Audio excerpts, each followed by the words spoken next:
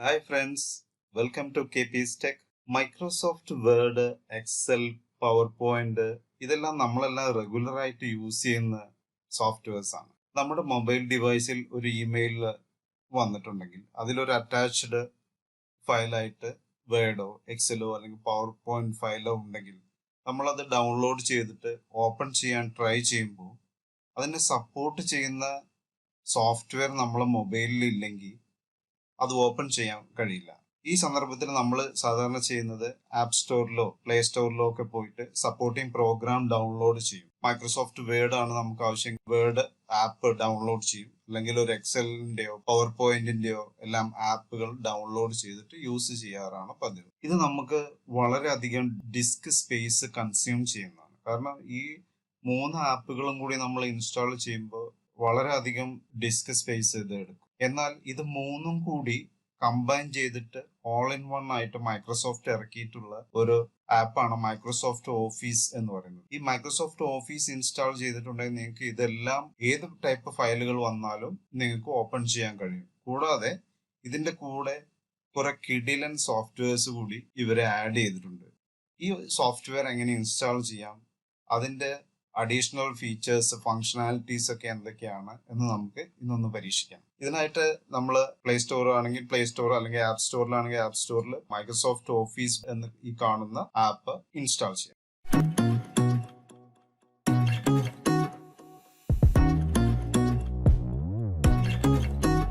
Installation complete ആയി കഴിഞ്ഞാൽ നമുക്ക് ഓപ്പൺ പ്രസ് ചെയ്ത് ഓപ്പൺ ചെയ്യാം. ഞാനിപ്പോൾ ഓൾറെഡി എൻ്റെ മൊബൈലിൽ ഇൻസ്റ്റാൾ ചെയ്തിട്ടുള്ളത് കൊണ്ട് ഞാൻ ഓപ്പൺ പ്രസ് ചെയ്ത് അത് ഓപ്പൺ ചെയ്യുകയാണ്. ഇത് ഇൻസ്റ്റലേഷൻ കഴിഞ്ഞാൽ നിങ്ങൾക്ക് ഇതുപോലുള്ള ഒരു ഐക്കൺ നിങ്ങളുടെ മൊബൈലിൽ വരും, ഓഫീസ് ആപ്പിന്റെ. അത് പ്രസ് ചെയ്ത് നിങ്ങൾക്ക് ഓപ്പൺ ചെയ്യാം. ഓപ്പൺ ചെയ്ത് കഴിഞ്ഞാൽ ഇതുപോലൊരു ഇന്റർഫേസ് ആണ് നിങ്ങൾക്ക് കാണുന്നത്.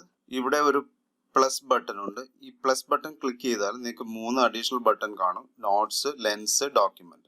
നോട്ട്സ് എന്ന് പറയുന്നത് നമുക്ക് എന്തെങ്കിലും ടൈപ്പ് ചെയ്ത് ഒരു നോട്ട് ക്രിയേറ്റ് ചെയ്ത് വെക്കുന്നതിന് വേണ്ടിയിട്ടാണ്. അതുപോലെ ഈ ഡോക്യുമെന്റ്സ് എന്ന് പറയുന്നത് നിങ്ങളുടെ വേർഡ്, എക്സൽ, പവർ പോയിന്റ് ഇതുപോലുള്ള ഡോക്യുമെന്റ് ഓപ്പൺ ചെയ്യാനോ എഡിറ്റ് ചെയ്യാനോ എല്ലാം ഉള്ള ഒരു സപ്പോർട്ടിംഗ് ഏരിയ ആണ്. ഇവിടെ നമുക്ക് ബ്ലാങ്ക് ഡോക്യുമെന്റ് ഓപ്പൺ ചെയ്യാം. Open from A template, already ഉള്ള വേർഡിന്റെയോ എക്സലിന്റെയോ പവർ പോയിന്റിന്റെയോ എല്ലാം ഓൾറെഡി അവൈലബിൾ ആയിട്ടുള്ള പല ടെംപ്ലേറ്റ്സും ഉണ്ട്. അതിൽ നിന്ന് നമുക്ക് പുതിയ പ്രസന്റേഷൻ ഉണ്ടാക്കാം. ഇങ്ങനെയെല്ലാം ചെയ്യാവുന്ന ഒരു ഏരിയ ആണ് ഡോക്യുമെന്റ്സ് എന്ന് പറയുന്നത്. ലെൻസ് എന്ന് പറയുന്നത് നിങ്ങൾക്കൊരു ഡോക്യുമെന്റ് സ്കാൻ ചെയ്യണം. സാധാരണ നമ്മൾ ഒരാൾക്ക് ഒരു ഫയൽ അയച്ചു കൊടുക്കണമെങ്കിൽ അത് ഒരു ഫോട്ടോ എടുത്ത് അയച്ചു കൊടുക്കും. പക്ഷെ ഒരു ഡോക്യുമെന്റ് ആണെങ്കിൽ അത് സ്കാൻ ചെയ്ത് എടുക്കുന്നതും ഒരു ഫോട്ടോ എടുക്കുന്നതും തമ്മിൽ വളരെയധികം ഡിഫറെന്റ് ആണ്. അതിനുള്ള ഒരു ഫീച്ചർ ആണ് ഈ ലെൻസ് എന്ന് പറയുന്നത്. ഞാനിപ്പോ ലെൻസ് പ്രസ് ചെയ്തു. ഒരു ബുക്കിന്റെ ഒരു പേജ് ആണ് ഞാനിപ്പോ സ്കാൻ ചെയ്യാൻ പോകുന്നത്. ഇത് സെലക്ട് ചെയ്തു.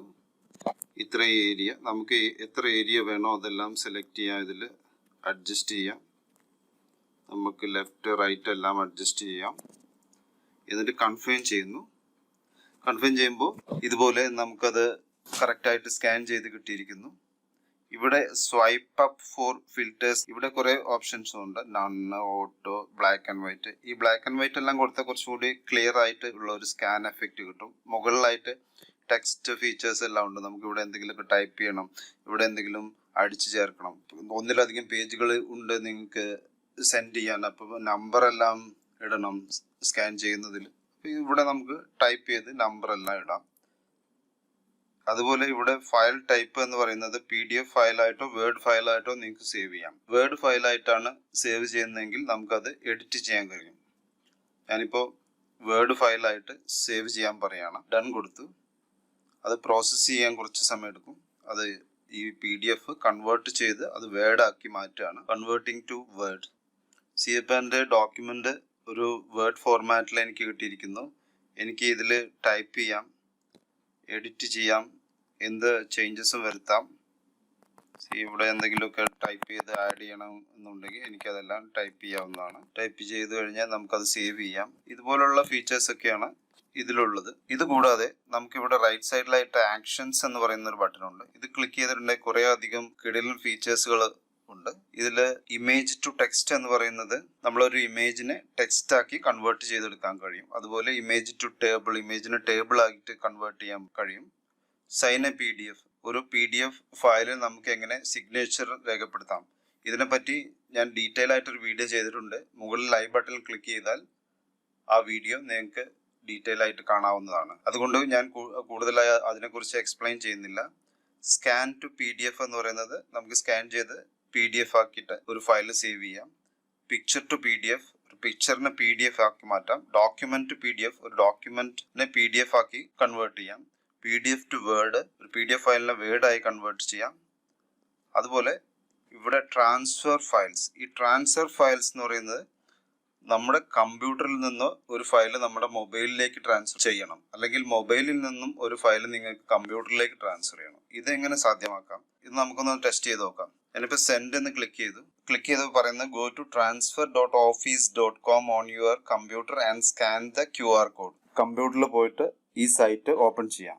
ഞാൻ എൻ്റെ കമ്പ്യൂട്ടറിൽ transfer.office.com എന്ന സൈറ്റ് ഓപ്പൺ ചെയ്തു. അപ്പോൾ നമുക്കൊരു QR കോഡ് അതിൽ കാണും. ആ QR കോഡ് നമ്മൾ മൊബൈൽ വെച്ച് സ്കാൻ ചെയ്യണം. ഇപ്പോൾ മൊബൈൽ QR കോഡ് സ്കാൻ ചെയ്തു. അപ്പോഴെൻ്റെ കമ്പ്യൂട്ടറിലും എൻ്റെ മൊബൈലിലും ഒരു കോഡ് വന്നിരിക്കുന്നു.